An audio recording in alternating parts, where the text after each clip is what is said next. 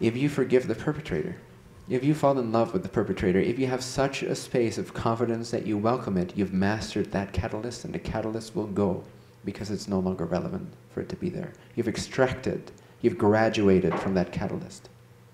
That learning experience has been graduated from, has been experienced to the fullest. And often that is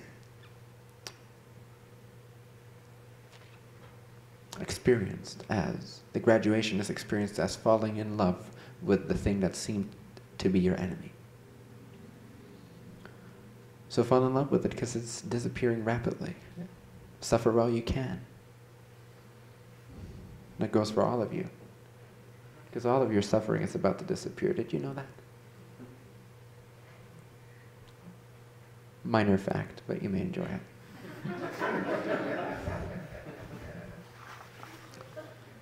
Enjoy it while you can, ladies and gentlemen. After millennia of creating a soup filled with suffering, we are about to free ourselves from that collectively. So extract everything you can out of this. And that's what most of you guys are doing. That's why it becomes so chaotic, both on a global scale as well as on an individual scale. That's why your mind is such a freak at times. Freaks out. It's because it's all being purged. It's all being pushed to the surface. This is the final time at this particular incarnational sphere, plane, time, space, space, time, within which you can truly, truly lay all these things out on the table and experience them one by one, by one, by one, sometimes simultaneously, and learn from them. So learn from them, and if anything has to be chosen between all the lessons you can learn from your catalyst, let it be love. Let it be forgiveness. Let it be unconditional love, appreciation. So in this way you master your suffering and you end this whole cycle of negatively, or experienced as negatively, formed cycles of reincarnation, if you will.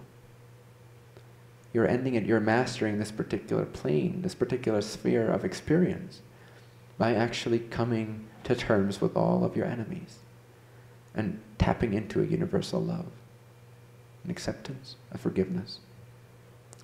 So take a close look at your life and everything that you still fight off, resist, avoid, struggle with, and be absolutely devoted to fall in love with it, every ounce of it.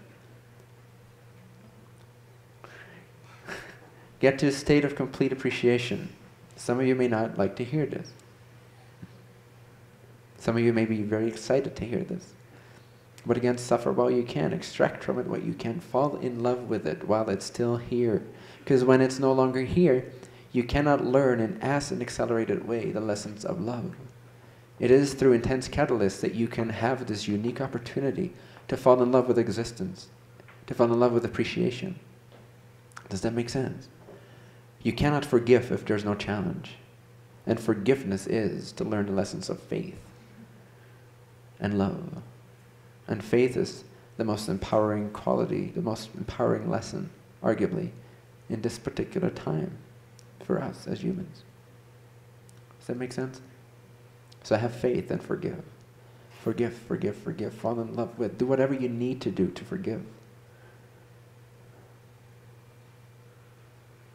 Acceptance is so, it's great. It's to see that all things are already as they are. They're perfect, they're great. But forgiveness is to add that completely personal core soul quality that makes you the individual having your individual experiences.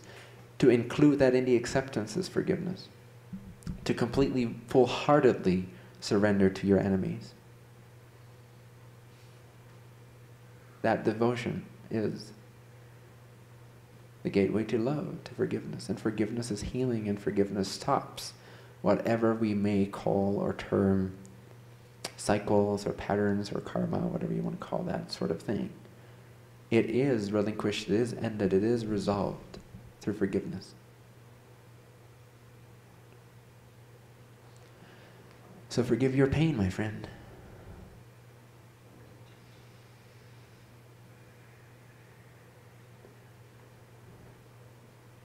See the love in it, appreciate it, be so grateful for it.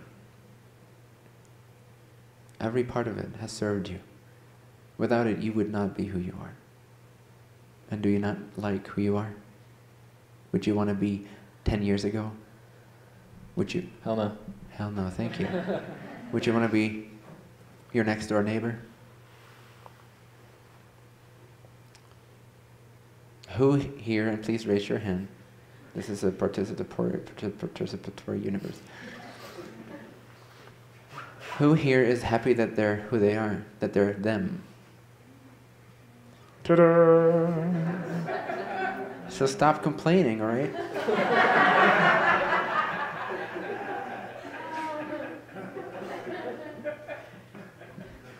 Nobody wants to be anyone else because they chose to be who they are, and they know that at the core of their being.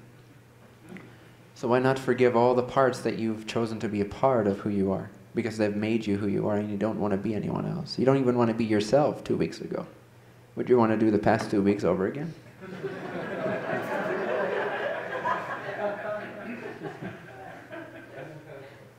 This present moment excites you to no end, and the next moment excites you to no end. Let your focal point, let your importance always be on the presence that is now and the excitement of what's next.